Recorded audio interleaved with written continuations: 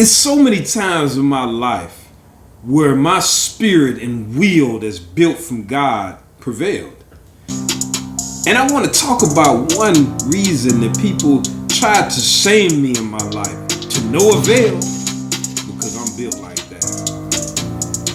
You know, when you have your own sets of beliefs, or the things that excite you are different than excite them, oftentimes people will think that you're weird or different or lame or corny, or whatever type of moniker they want to put on it. But I wish to play a scene from a movie. Nah, this is a movie I've seen maybe 7 times. I give it 8. It's a very great movie. It's a movie that I can watch time and time again. This is a movie that I'm going to watch sometime this weekend, just once, but it's so lively to me that I don't know, it gives me more happiness than, I don't even want to say it, because I can throw this on and know I'm finna laugh, I'm finna have a good time, and I can watch it again in 2 months. Or maybe next week. Like, yeah. But without further ado, welcome to Foundation for Elevation Station. I'm Leon Merida, and I'm just making a point to like what you like. What floats your boat is what floats your boat. Never forget that. This is it right here. Uh-oh, he gonna go. Alright. Got something in the way. How are you doing, dummy? Better. Now I see your ugly face.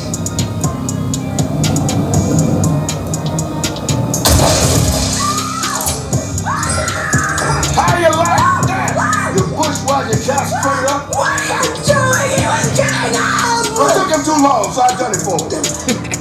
That was I had to find the part. Ain't no cursing too much, but that's Samuel L. Jackson in a movie called Hateful Eight. Oh,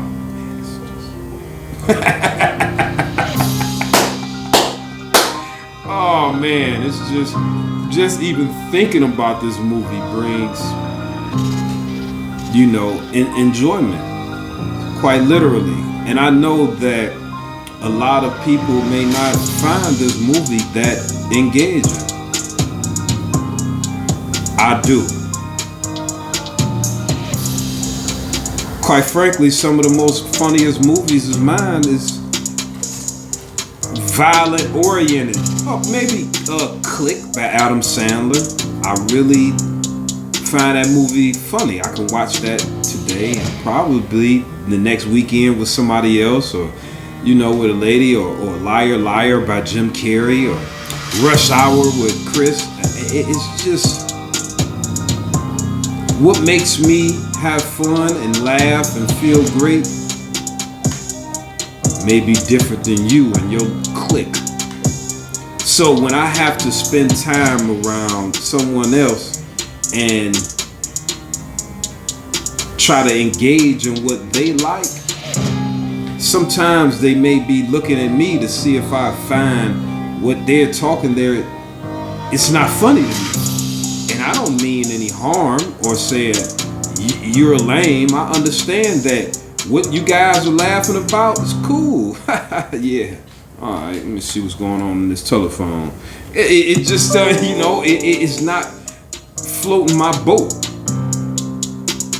But what I got to say is that if someone shows discomfort towards you because they did it with me, and sometimes it sets me back because they come and they may want to collaborate with me on orders for God, and they choose not to, and they only set themselves back in the future. They're cutting their prosperity period short of what it could be.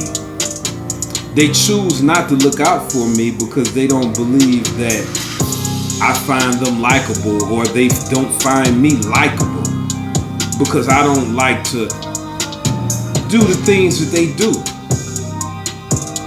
Well, this is one of the few fun things that I like that just fills my spirit and has no other positive outcomes. It just makes me feel good. So you know, I like to, if I want something to feel good, I at least want it just being neutral. You know, if it don't, it's free. You watch a movie, you go to the movies, it's low budget. But to go and sit in someone's face and tell jokes and, you know, and it's really not funny, is it really worth it? I know. A lot of people think that going to dinners or going to a lounge and talking about stuff in front of somebody that they may be trying to build a relationship is really engaging. But to me, it's not. It's like handling business. That is, unless the other person is really outgoing and not like got a scheme or plot, and they are showing the nakedness of their spirit. So I believe that's a great component of mine to engage with people that are willing to expose their nakedness and not sit and try to measure every word they say and that, like, you think you in a business meeting? That's not engaging. Do you really think you're interesting? Like, talk. Some people say I talk too much because they can't think that fast to keep up with their lies and their scheme. And you know, when you real, you can spill. I'm not talking stuff trying to sell you a fake gold chain on the, you know, in New York City. Come on, man, this is, you can get by this. You know how it be. I'm not a fast talker in that. I'm talking logical, but it's too many thoughts for a person that is not spiritually naked and bask in truthfulness of the Lord Jesus Christ. There's so many people that, you know it, you have to measure your words. We know that this is a saying, but when you stand and it's personable, it's no hesitation in your words because it's flow like water because the trueness just comes out your heart. So when you hesitate, you really exposing yourself. How could you not have a fluid vernacular when it's personable? When you're trying to build and be personable, it's for real. I just think I'm born too soon. I'm born too soon for the humanity that is now, in reality in America. The way that we intermingle and make it happen is just not pure. I appreciate honesty, and that is really the only currency with me. Because if you don't have truthfulness, you don't have honesty, what do you have?